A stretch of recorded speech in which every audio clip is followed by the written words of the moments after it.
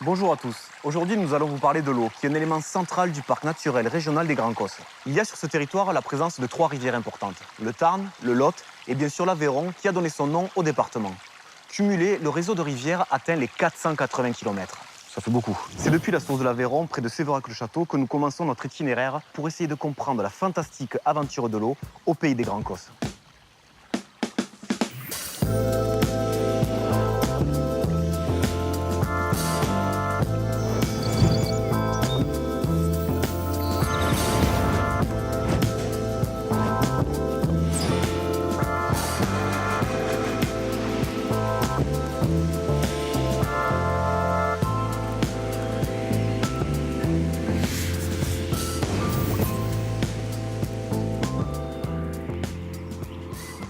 65% du territoire du parc est constitué de zones calcaires karstiques, essentiellement sur les avant-causses et les grands causses. Ces causses d'âge jurassique présentent un important réseau de fractures et de failles, ainsi que de nombreuses singularités. Avennes, pertes, grottes, rivières souterraines. Et allons voir de plus près comment ça se passe.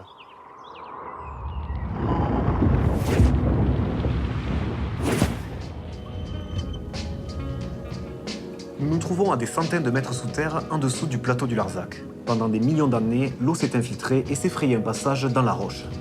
Ici, vous pouvez voir la rivière souterraine du Brias qui alimente en eau le village de Tournemire. Vous l'aurez compris, les sources captées sont une vraie richesse pour tout le territoire. Le Larzac à lui seul compte 19 sources karstiques et on a calculé que les réserves en eau souterraine correspondent à 60 ans de consommation d'eau potable pour la ville de Millau.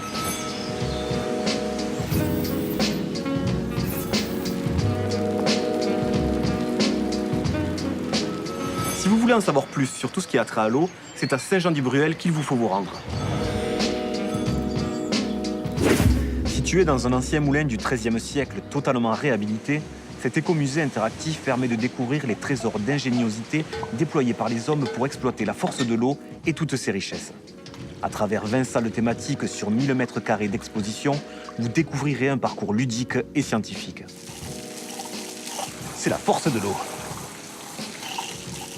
C'est aussi un bon moyen de découvrir la rivière d'Ourly, sa faune et sa flore.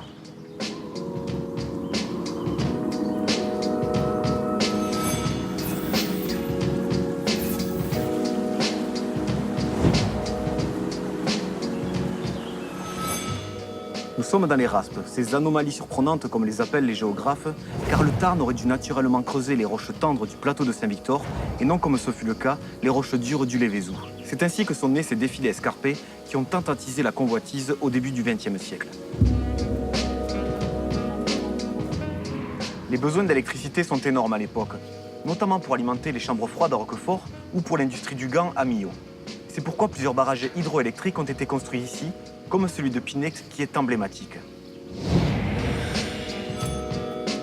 Le chantier est pharaonique, avec plus de 1500 ouvriers à pied d'œuvre à la fin des années 1920. On compte jusqu'à 23 nationalités différentes venues de toute l'Europe et du Maghreb, avec une grande majorité d'Espagnols. Hola, ¿qué tal? Aujourd'hui, la nature a repris ses droits autour de ces barrages.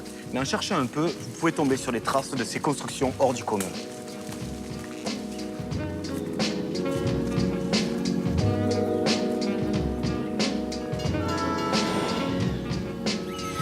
Ainsi, nous concluons ce chapitre consacré à l'eau, élément essentiel pour comprendre les caractéristiques du parc des Grands Causses. Moi, je vous dis à bientôt, et d'ici là, restez curieux.